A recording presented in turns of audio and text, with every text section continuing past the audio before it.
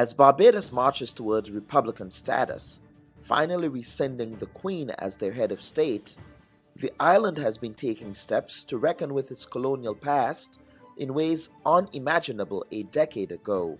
We are confident in who we are individually as people of this nation. So, my friends, I give you that backdrop because this evening will come to be a significant evening in the annals of our history.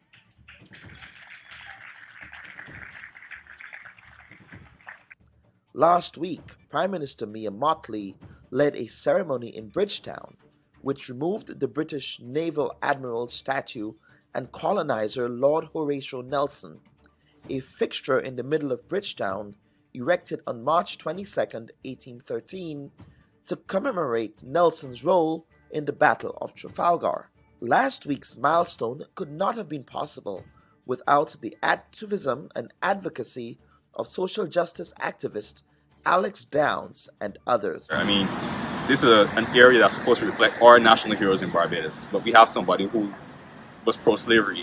It doesn't make sense, you know. And Alex Downs, as well as Barbados's CARICOM ambassador David Comajong, is on the Bub Reports today.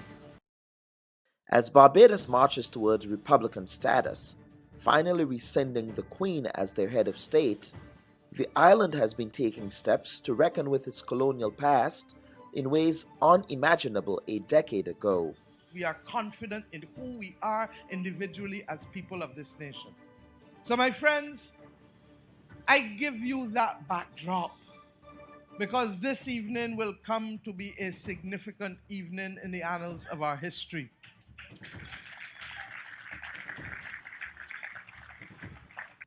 Last week, Prime Minister Mia Mottley led a ceremony in Bridgetown which removed the British Naval Admiral's statue and colonizer Lord Horatio Nelson, a fixture in the middle of Bridgetown erected on March 22, 1813, to commemorate Nelson's role in the Battle of Trafalgar.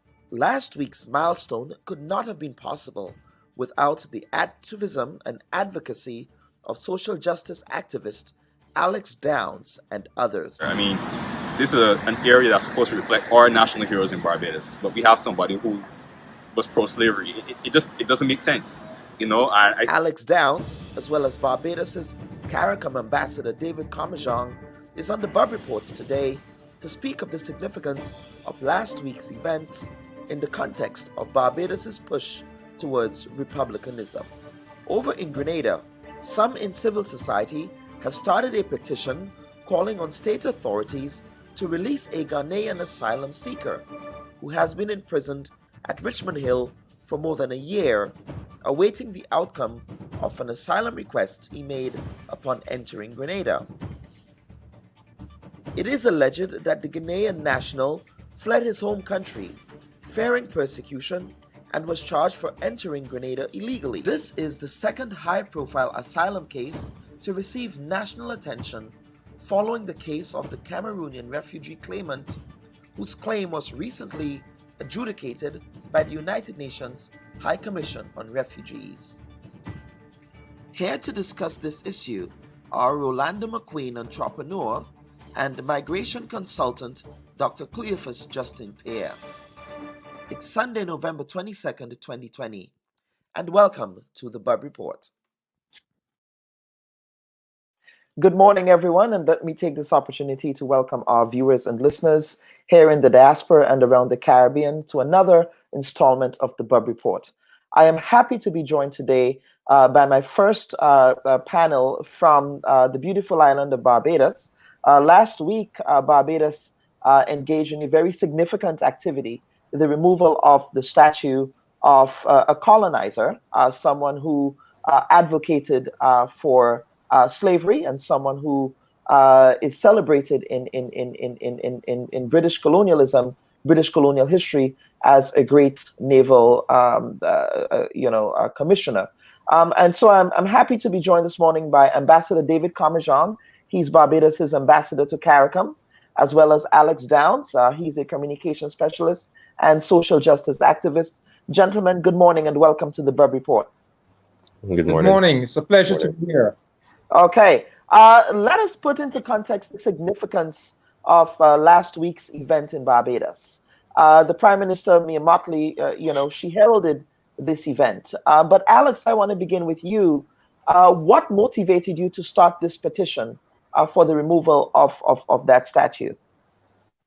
Okay, well, once again, good morning. Thanks for having me on your show.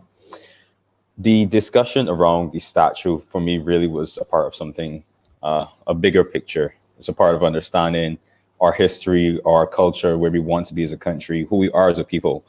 And so, I remember the start of this year, we all know what happened with Corona and especially with the Black Lives Matter movement and people having this awakening of social justice. And it's something that while it existed in me prior to this, I really understood at that moment, we had the attention really of so many people around the world, Black people, who were beginning to understand just what the issues were and just what we should do about them. And so, with my friends, we speak about these things quite often. And I had a discussion surrounding social justice in Barbados, racial inequality. And everyone was just so upset. And I said, well, we know the problems. What are we going to do about it? Mm-hmm. And for me, I can have all these ideas in my head about how we address certain social issues. Mm-hmm. But I always felt as though the Nelson statue, one, it was low-hanging fruit in terms of being able to be addressed. It's not difficult. And two, I thought it was something that would get the ball rolling. If we can get this done, something that's been stuck more or less for some time, then, let's start moving the ball further along the road. So that was really my thinking behind starting the petition. And yeah, I guess got the success, a lot of traction with it, and just really happy and hoping to keep moving in that direction. Ambassador Carmajan, I would move to you. I know that you've done some work around reparations in CARICOM as well. You support the Reparations Commission. What happened in Barbados? Obviously, it's symbolic, removing the statue, but there is also a bigger conversation that needs to be had about reparative justice with respect to the ills of slavery. How are we going to move from the symbolism of just removing a statue to really having actionable plans with respect to reparative justice? Ambassador. Well, the symbolism is important. And in fact, the CARICOM Reparations Commission has recognized that. Back in 2017, when we launched the CARICOM Reparations Research Center at Mona campus in Jamaica, the Reparations Commission issued a declaration in which, as part of the reparations campaign, they called upon Caribbean governments to remove statues and monuments of historical characters that were implicated in the crime of African enslavement. Mm-hmm. So this is very much part and parcel of the reparations effort. Reparations has several components. One component speaks to what is owed to us by European nations and institutions that were involved in enslavement and plunder of our people. But also, there's the other side of the reparations coin, the psychological and cultural damage that was done to us as a result of those centuries of trauma, and the need for us to take our own self-directed actions to repair that damage and trauma. So this is part and parcel of it. It could also be seen within a decolonization context. We got our independence in 1966. We have been decolonizing, but at not a deep enough level. And this is a signal that this administration is intent on taking that decolonization, making that decolonization process much more profound. Not only moving a statue, but moving the Queen as our head of state, having our own native head of state, developing our revolutionary square, putting our history firmly on the curriculum of our primary and secondary schools. So it is part of a package of decolonization measures. Speaking of decolonization, now, Lord Nelson's statue was in the middle of Bridgetown, pretty much in the heart of Bridgetown. What plans have been made to, again, replace, put something in the place of that vacant statue now? Well, I'll tell you quickly. The idea really is to have a national competition that will engage the whole artistic community of Barbados. But I think we are moving in the direction of a monument that reflects the reunited Black family, because that area where the Nelson statue was located was an area known as the Cage. That is where enslaved Africans, having come across the Middle Passage, were brought into Bridgetown, and the process of auctioning them off started in that location. So that is where the family was split up. So that location is a site of trauma.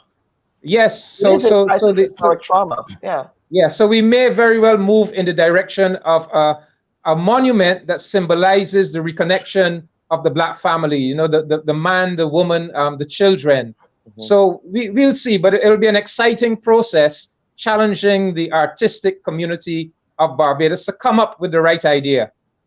Alex, what are your thoughts on what the ambassador is saying? What would you recommend if you were to enter that national competition?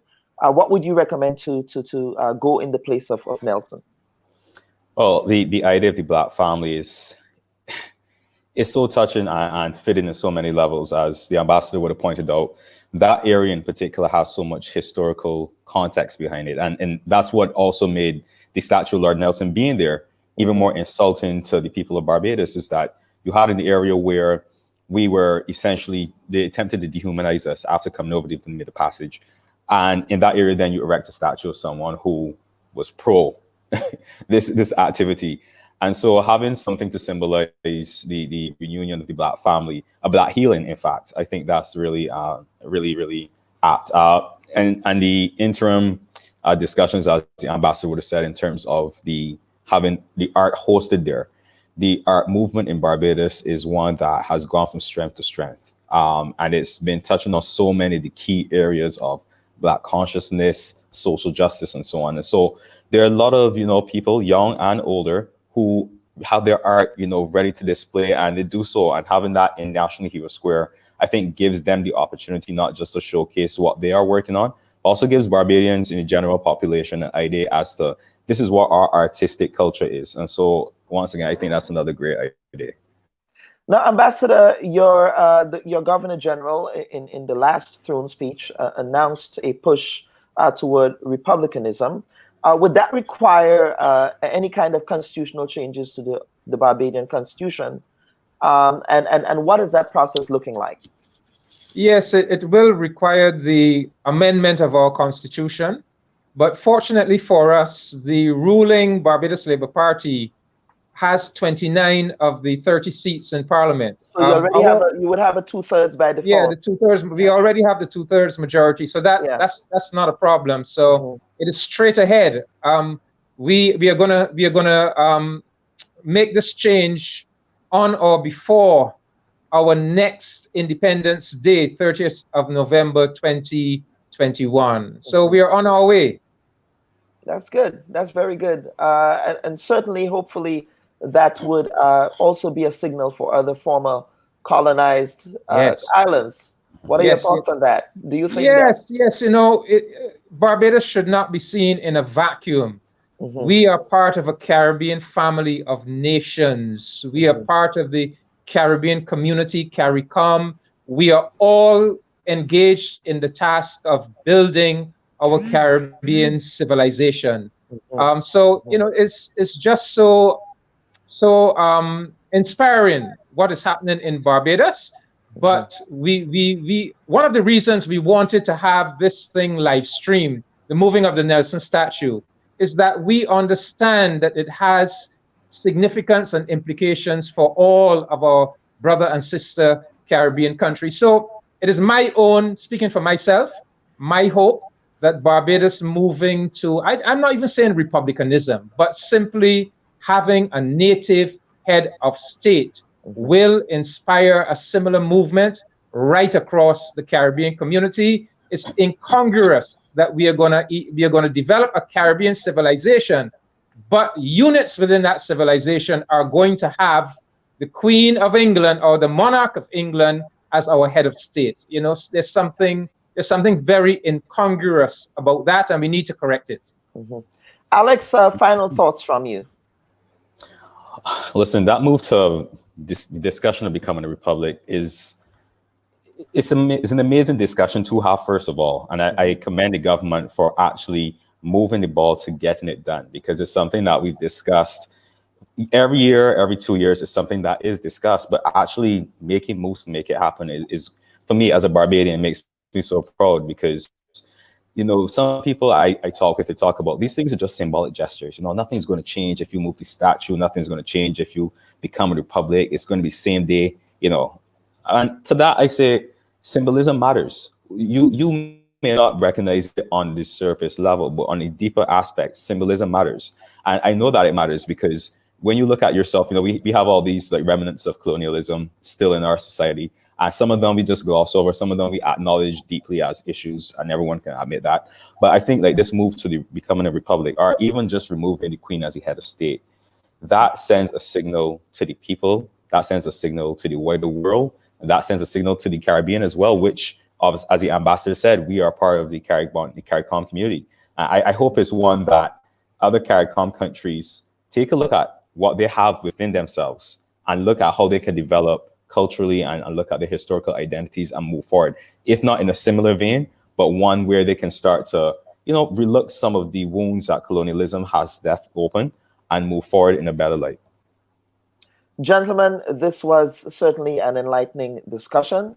I would love to be in Barbados for the day when you become a republic, and you can have a Republic Day in the same way that Guyana has a Republic Day, in the same way that Trinidad and Tobago has a Republic Day. Gentlemen, thank you.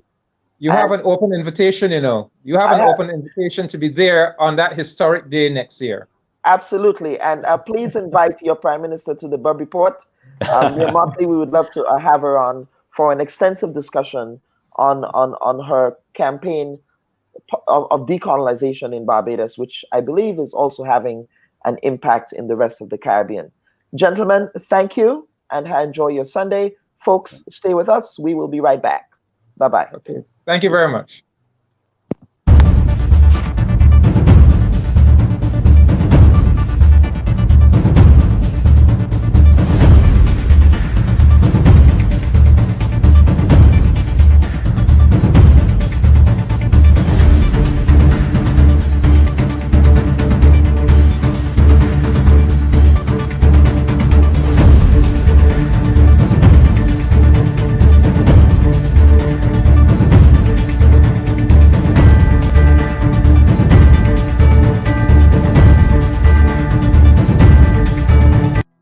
Asylum seekers are people who have requested protection from conflict or persecution, but their request has not been processed yet.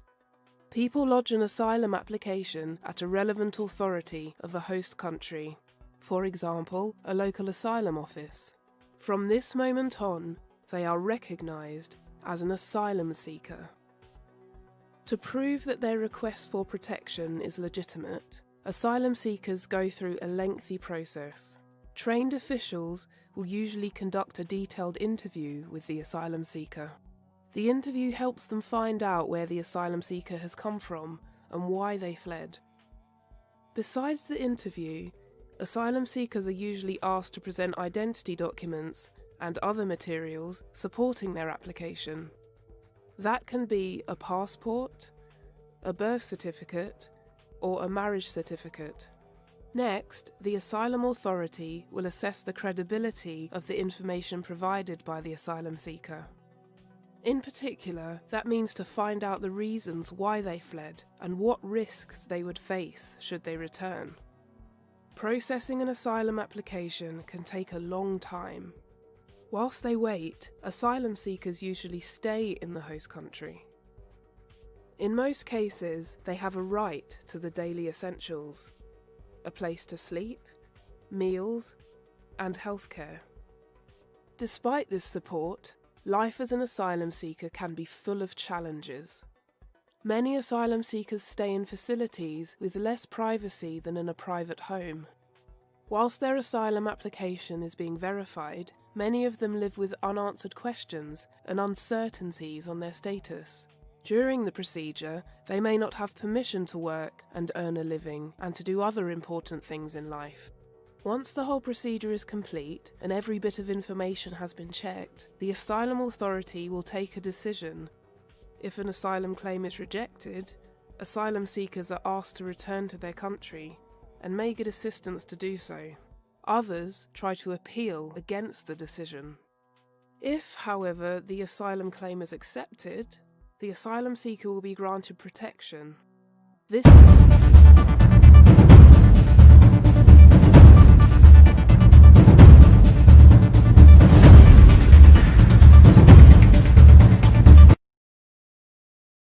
And welcome back, folks. Thank you for staying with us. And we now move on to our second segment, in which we will be tackling the case of a Ghanaian asylum seeker currently, I would say, imprisoned at the Richmond Hill prison in St. George's. Now, just to give you some background and to some context as to what we'll be doing today, first and foremost, I should let you know that one of our guests, Attorney Richie Maitland, who was invited to offer a legal perspective on this case, was unfortunately unable to make it this morning.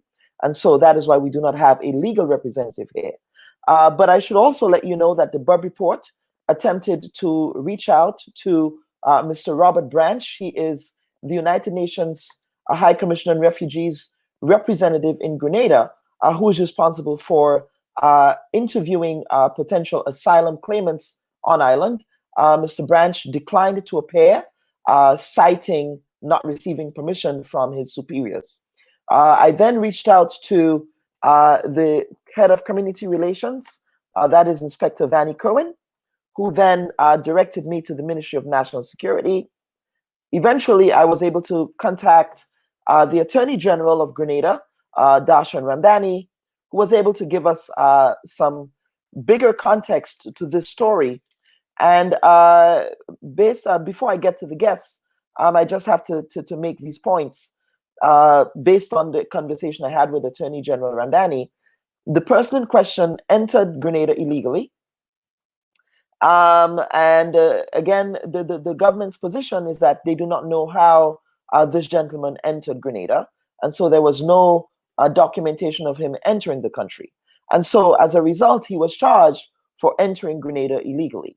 The matter was adjudicated as a criminal matter in the court when the asylum seeker attended court. Again, I'm citing what the Attorney General has said to me. The gentleman was given an order by the magistrate to be detained and eventually deported back to his home country of Ghana. As we are aware, Grenada does not have Grenada has not acceded to the protocol on the Convention of Refugees, and so there is no law in place at the moment to deal with that.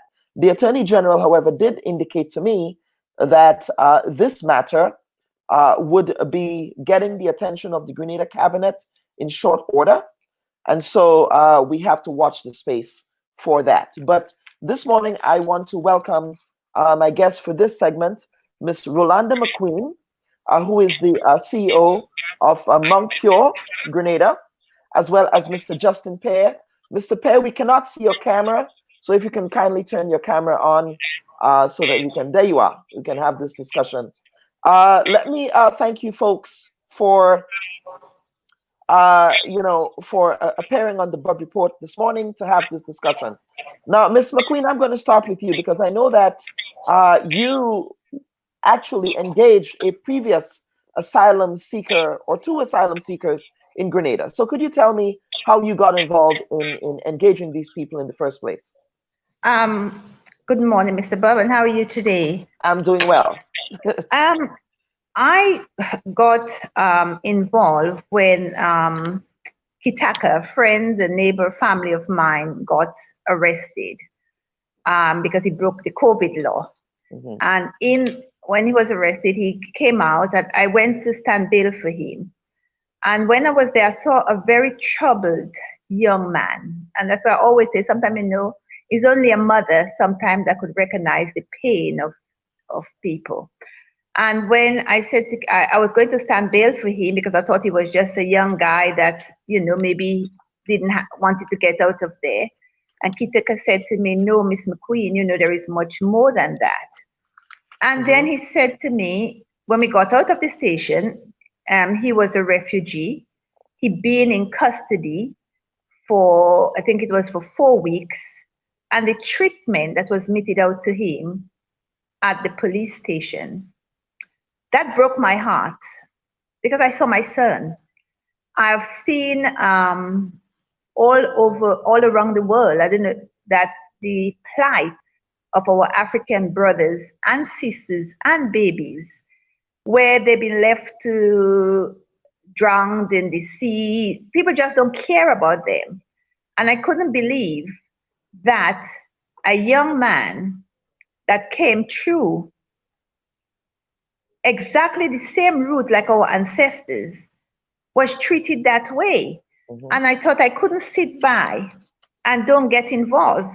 Because if we just look back at our history, most of us that are here, that is how our ancestors got to the Caribbean, with a lot of pain and humiliation. And how could we be doing that the same to our own? So I got into action. And one of the saddest things, Mr. Bub, no one wanted to help. I contacted lawyers, I contacted human rights. I never even knew that the Red Cross still had an office in Grenada. The young man went on hunger strike and then he was on suicide watch. He was humiliated. And then I got involved, the police, when I went there, because I think he was so nervous because they were going to remove him from the station. Obviously, when Calistro put a report out on it, and people started to get very upset about it. And the police called me one morning because the young man was on suicide watch. I mean, they had him in the station. He didn't have clean clothes. He was sleeping on the floor. And that was the time, the height of COVID. So he could have even been a carrier. And not only, he could have caught it from prisoners and he could have given it to police officers.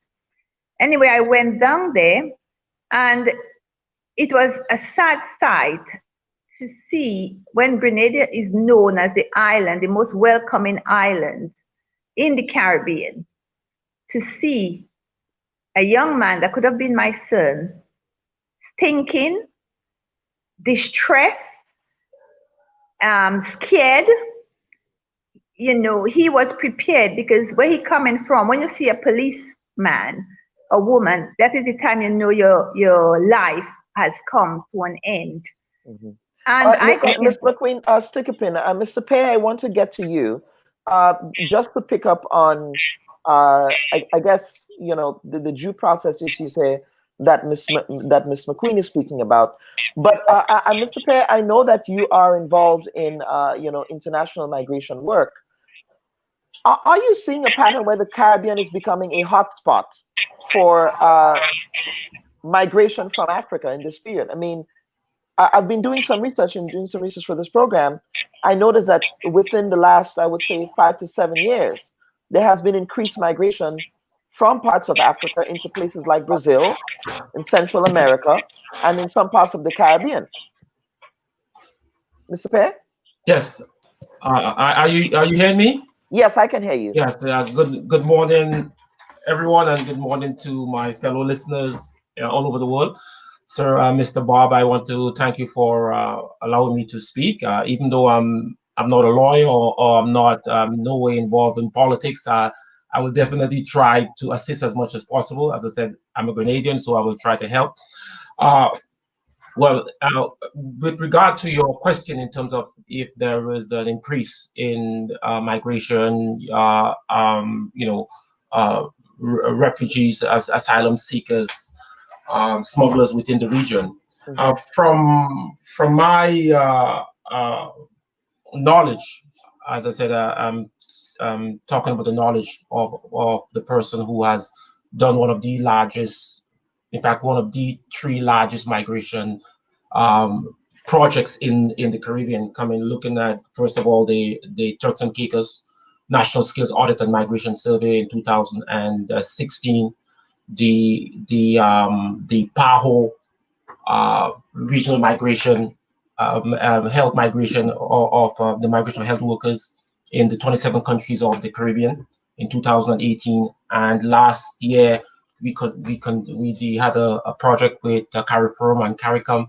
We look at human trafficking in the CARIFORUM region. That's a 2019. So from that background, based on we conducted an extensive research into human trafficking slash smuggling within the Caribbean region. Mhm. And I would say that there is a trend within for my migration.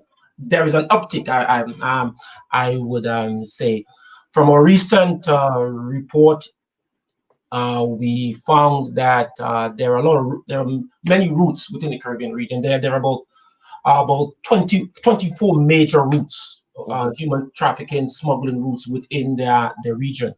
So there is an uptick. In addition, I would say that from our research in, let's say, from Suriname, but along the Darien Gap, what we have Mhm. seen is that we have interviewed persons that what we call that are ex-regional migrants, meaning persons coming from Nigeria, coming from Ghana, coming from Zimbabwe, India, China, Myanmar, Mhm. all coming to the Caribbean. And then from the Caribbean, they as soon as they land on the, let's say, in the Caribbean or the South American border, they make the way up to from Guyana to Suriname to Colombia. All they process through an area in Central America called the Darien Gap. So we Mhm. were able to interview a lot of these persons. And it is very interesting to ask people, why would someone, let's say from Africa, from India, from China, come to the Caribbean? And then they use that area, that gap as a route to either North America, that is Canada and United States. Mhm. Some of them go to Chile. And for example, with respect for the Haitians, they use they use that gap to go to French Guiana. Mhm. So there are routes from the Haitians entering Guyana and being smuggled, okay, through handlers from Haiti to French Guiana, or even from Haiti they come south to the Central America or South America, and then they migrate northwards. So yes, I will say yes, there is an uptick, especially with African migrants.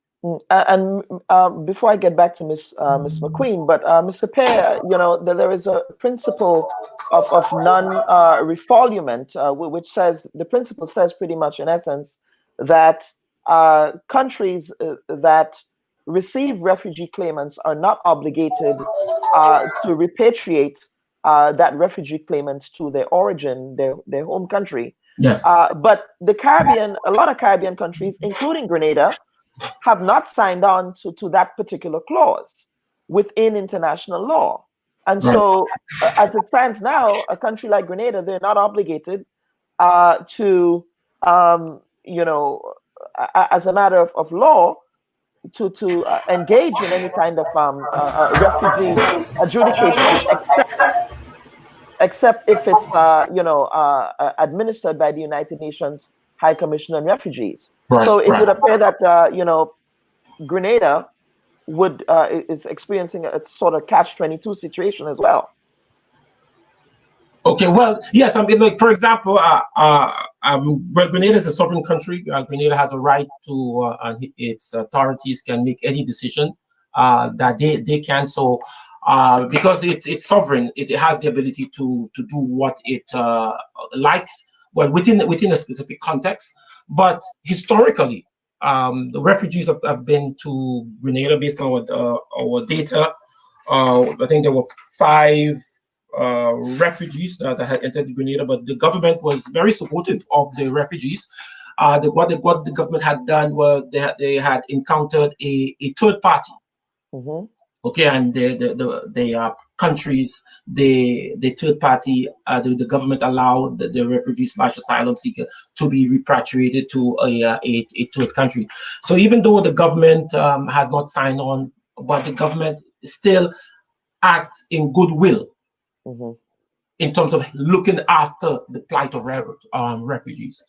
So I would say that the government is still doing its best to assist refugees. Okay, so I'm going to bring back Miss McQueen again. Now, Miss McQueen, I know that in this current case, are you involved in this current case at all?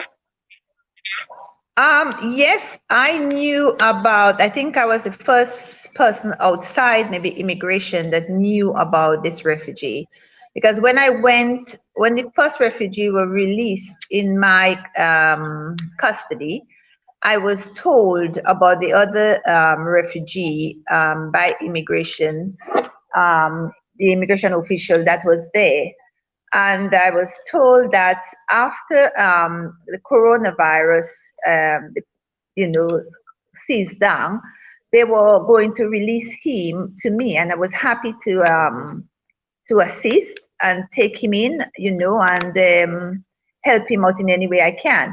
But if I may say something, Kaylan, sorry, you said the Attorney General said that the refugee we're speaking about had entered Grenada illegally. When somebody is running for their life, usually they do not have access to get a visa to come legally to a country. So usually they either go by road or by sea where they could stow away. So that is how this young man came. And when he came into the island, he could have easily has just mixed in with the crowd, but he went to the Red Cross. So he did exactly what was expected of him. And I do expect that the government has to be cautious. And, Grenada has been friendly, as you said, to other refugees. The Cameroonian guy and the Ghanaian guy, this is not the first refugees we have in Grenada. We have a lot of Syrian refugees here. I don't know how many of them, the Syrian refugees, they've had in prison for 2 Christmas. We expect them to do their checks. We expect them to do, but it does not take that length of time, especially when that young man was cleared by the United Nations. It is quite painful because refugees, they have to leave their family behind, and they're hoping one day that they will meet back up with their family. I have said in our previous conversation, Kelon, I've heard the cry of refugees. I've heard them. I remember once I hear a mother who had a daughter that was going to go to flee for her life. And that pain, it's only a mother that would understand that pain. That pain would make anybody cry. And, people just does not leave. People has to realize there is a difference between economic migrants and a refugee. A refugee is somebody that is fleeing for their life, and they just don't come and say, I'm a refugee. We go through a lot. And as I said, we just have to look back on our own history. And then I think we will have a bit of pity for, the people that are leaving their family behind. Our ancestors left their family behind as well. But the difference is they were stolen, they were whipped and chained. But that is the same pain. When you're leaving your family behind and you may not know the journey you are going through, we've seen how many of them die in that fight just to get freedom. We've seen it every day on the news, on television, and it's everywhere. So many people are dying just to get that freedom. The same way our ancestors has died. So what I'm saying is let us have pity. You know, we are a Christian country. We cannot accept, you know, Christmas is coming now. Let us don't have this man in prison for another Christmas time. I mean, Kellen, what happened to all these people that you said you try to speak to someone that's supposed to be representing these refugees, these people that are fleeing for their life? I've had the first refugee with me for over 6 months, and I haven't heard from anyone. And we're supposed to have representation here from the United Nations. It worries me if these people and them do not come forward. If it's one of our own, what would they do? If there are people here that have been treated badly, the person that's supposed to represent the United Nations, are they going to say to you they have to get access to speak to you? I thought they were independent and they had a mind of their own where they can speak up. Well, Ms. McQueen, I can't speak to what the protocols are with respect to. Again, I always try to assume positive intent, and as I indicated at the beginning of the segment, Mr. Branch, the Red Cross, they're more than welcome to appear on the Bud Report. But Mr. Pear, I want to get back to you. And Ms. McQueen seems to be raising an issue here with respect to how asylum claimants are treated when they get to a country, right? So, for example, the alleged case in Grenada right now is that the gentleman, and I say alleged because I am not going to be subject to any kind of litigation by the government of Grenada or anyone else. But again, you know, the claim here is that these two asylum seekers were poorly treated. Right. And so, but that goes against the point that you're making there, that these people are treated well when they apply for asylum. Yes, yeah. Well, as I said, I am not a lawyer, and I do not know the specific, but basically of all, I consider myself a researcher, and we have done a lot of research, and based on the data, the previous data of the persons who were treated before, I believe that this specific case with the Canadian asylum seeker, I think it might be an isolated case historically, based on some of the reports. Okay, the government of Grenada had been acting, so the quote unquote, in accordance with international best practice in terms of the way they treated the refugees in the past. However, I cannot really comment specifically to say, well, how they treated that specific person. So I don't know if it was a political situation, if it was blown out of proportion. I do not know. But in terms of certain countries have different laws, and because we have a porous border, in fact, based on our investigation, Grenada was among some of the countries that had a trafficking routes, either through smuggling, either through drugs. Okay, so for example, let's say you have the flow of persons, let's say someone from Africa, or what we call it in general, ex-Caribbean, ex-regional migrants, that would generally come through Haiti, because Haiti has wide borders, unmanned. You know, it's just a free reign. You have a lot of the different connections where the cartels based from France and Europe settle their station in Haiti. They look at the traffic people and the movement from Haiti down to the different region, to the French, to the Dutch Antilles, French Antilles, St. Vincent. So you have routes from St. Vincent to Grenada, to different places. So Grenada has, in my opinion,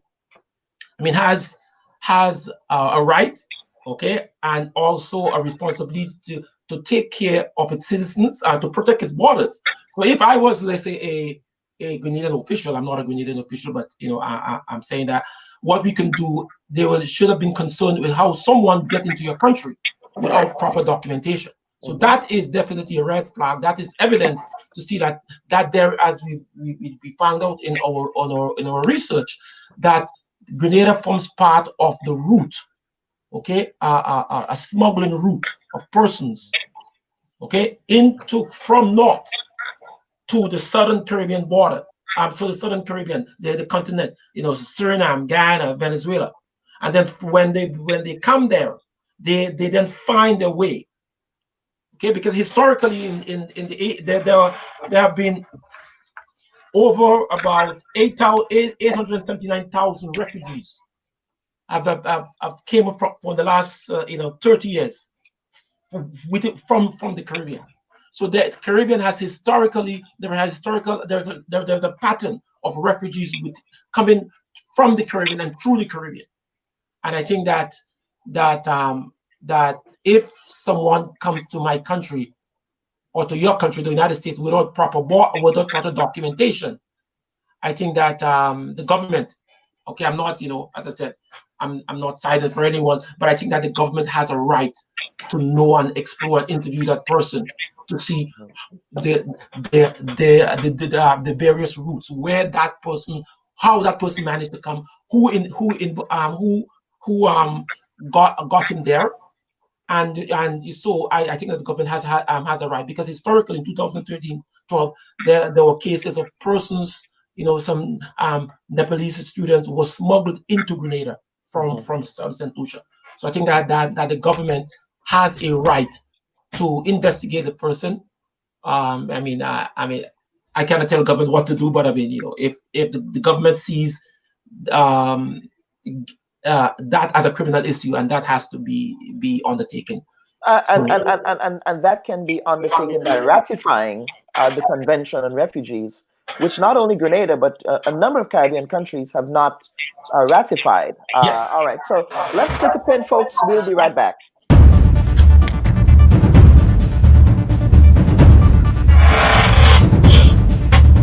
The United Nations was established at the end of World War II. It made a commitment to protect the most vulnerable people wherever in the world they found themselves. The Universal Declaration of Human Rights was established in 1948. Before this time, the rights of refugees were not anchored in international law, but subject to the laws of the countries they had fled to. An important United Nations-backed convention relating to the status of refugees took place in Geneva, Switzerland in 1951. In 1967, a protocol was adopted. 148 countries signed on to one or both. International support was clearly established. The convention states that people have these basic rights no matter where they are in the world. The right to an education, to exercise religion, to justice, to remain in a country, to not be punished for illegal entry into the territory, to practice a profession, to housing and to own property, to form and join trade unions, to public relief and assistance, to freedom of movement within the territory, to be issued identity and travel documents. All refugees are required to abide by the laws of their host country and respect the maintenance of public order. Today, the convention is more important than ever. The planet is facing its worst refugee crisis since World War II. Almost 1% of the Earth's population is an asylum seeker, internally displaced, or a refugee, according to a 2015 UNHCR report. That's about 24 people displaced every minute. There will always be war, famine, drought, hunger, crises. There will always be refugees. But respect and care for refugees is a universal human value.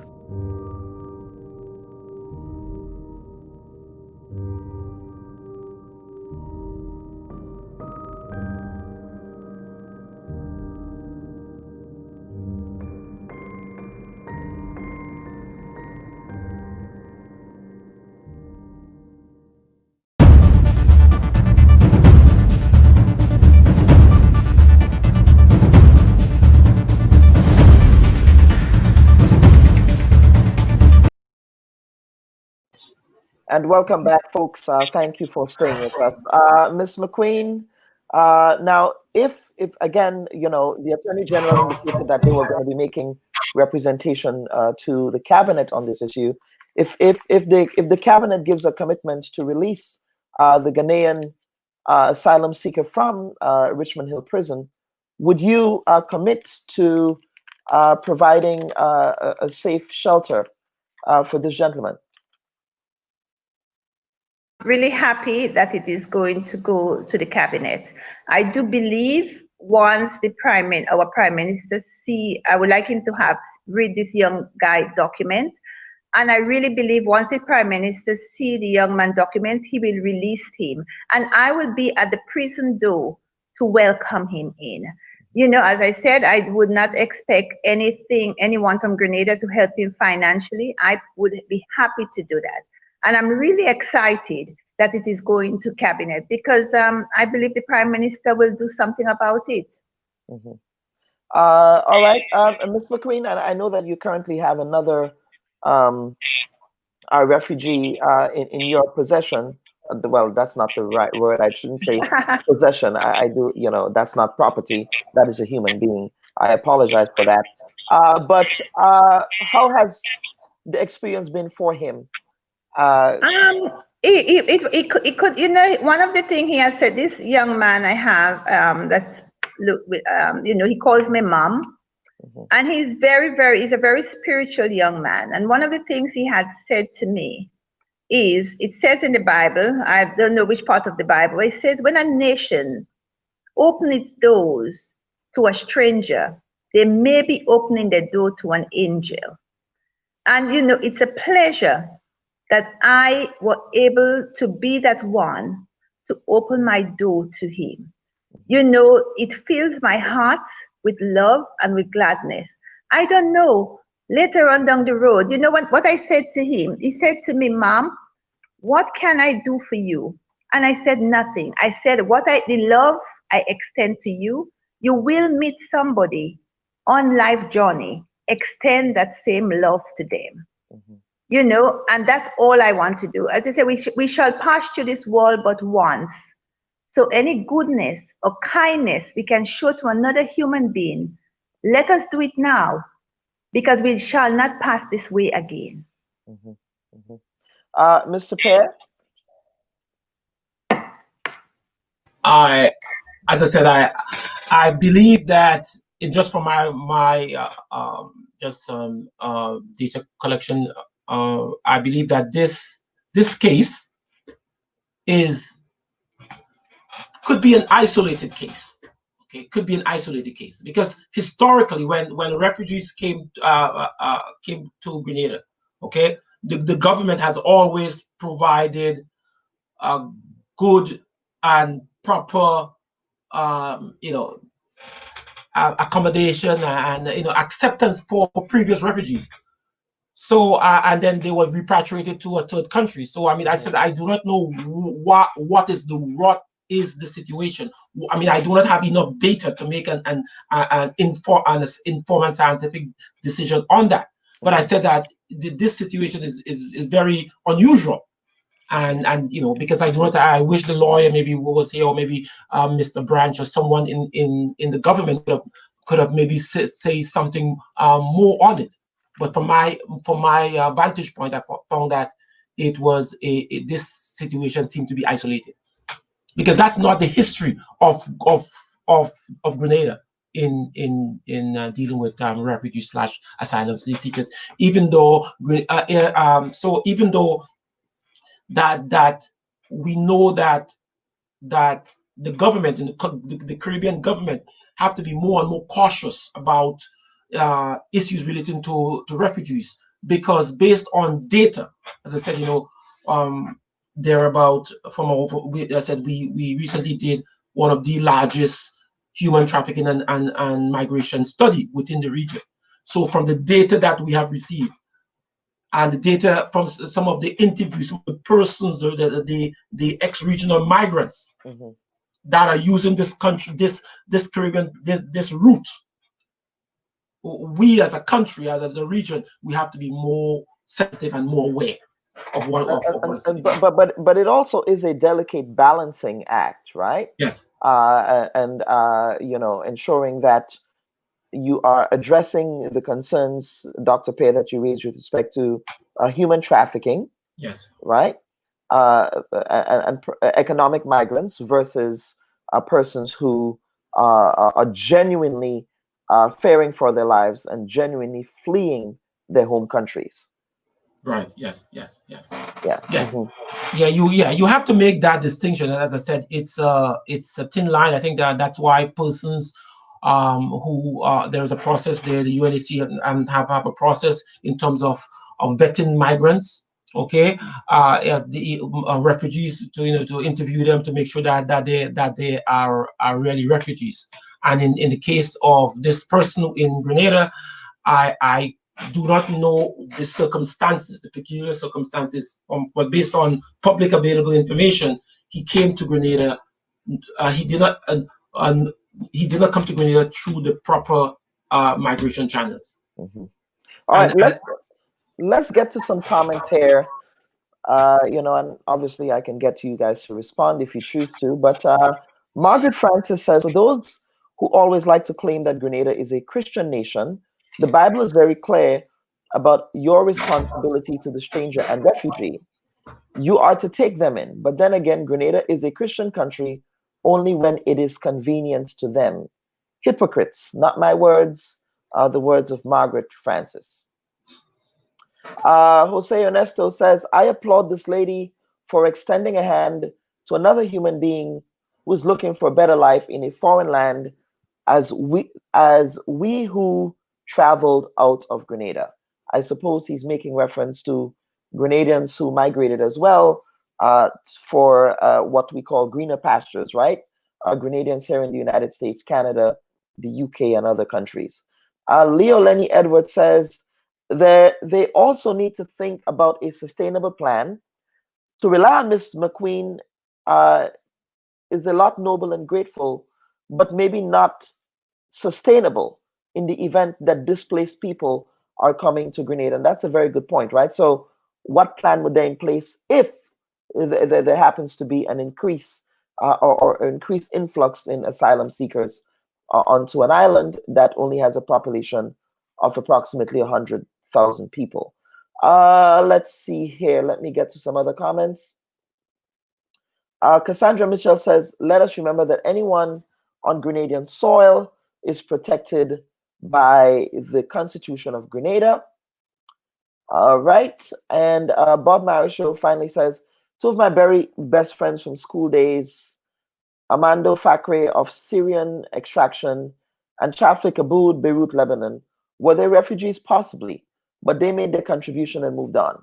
This is a very difficult problem for the government, but on those two cases, I will say be pragmatic. I guess the need to be pragmatic. Dr. Pear, I would start with you for final closing comments as we proceed to closing the show. Well, yeah, these comments are right on. We have to be very, very, very careful. In fact, remember that we all who live in the Caribbean here are migrants, because the original so Africans were not the original, the indigenous people of the Caribbean. We came in we were brought here by our slave owners. We were forced. Yes. Okay. Yes, we were forced. Yes. So the Caribbean is the indigenous Black people. We are not indigenous to the Caribbean. We're just migrants here. And even though when we look at the population of the Caribbean, black or Black people, we are still not the majority in the Caribbean. Okay. So we have to see that some of the greatest contributors in the world, okay, some of these persons were refugees. Okay, Einstein and all these persons, they're all refugees. So we have to kind of look at as I said, take the government, for example, should put something in place to kind of start seriously looking at refugees, because based on how the government treat this particular Ghanaian case, it will influence other refugees from coming here. So the government has to be very, very, very, very careful, okay? Because from the data, more and more refugees. There are over 100,000 people are smuggled and transit through the Caribbean every year. Okay, imagine the Caribbean is a very, very, I would say, I wouldn't say dangerous, but it's a very serious place. In fact, some of the largest brothels, one of the largest brothels in the Caribbean. There are 85 brothels in the region. So the people use here, smuggling, human trafficking. Migrants are passing here. The borders are very porous. Most of governments in the region, including the government of Grenada, do not have any resources, proper resources to patrol its borders. And if someone has breached the Grenadian border to come into the country without documentation, in my opinion, I think that is a red flag to say that something has happened. Maybe there are others. In fact, for example, what we see in some of the other countries, let's say for example, we interviewed some of the Haitian refugees. So they will go to countries, for example, in the night through a boat, and they can stay there for maybe 6, 7, 8 months a year and just exist. Okay, so there is something that has to be done. Okay, I'm not a government official and I'm not speaking as a government official, but there is something has to be. The government need to have public policies in place and make it universal. And that is my say. All right, Ms. McQueen.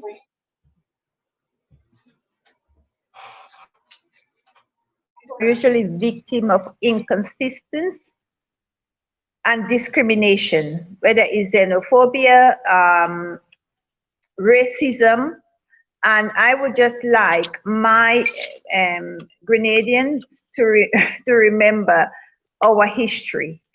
We could find out if we could find how our ancestors came here. They was also forced from their home, and it's Christmas coming. We cannot have somebody that will be spending the second Christmas in prison because they were running for their life. And I make a plea to the Prime Minister, as I said, to have a look at the young man documents and let us, for 2021, let us do something better. Kellen, when COVID started, we were all happy to receive aids from this country, that country, 20 million from this person, 10 million from somewhere else. Now we have someone here, and we were happy to take this money. Now we have someone here that is asking us to help him. Let us help as well, because we're happy to receive. I was told as a child, it takes two hands, one to give and one to receive. All right. Let us show that now. Panel, let me thank you all for appearing on the Bub Report today. Folks, next week, we will be attempting to give you a preview of what the 2020 Grenada budget may mean for the pockets and for the economic sustainability of Grenada moving forward, especially that's the 2021 budget rather, especially during this period of COVID-19. But on behalf of my hardworking producers on the ground in Grenada, and on behalf of everyone else, listeners and viewers, thank you so much for joining us today for another installment of the Bub Report. Have a pleasant day, everyone. Bye-bye.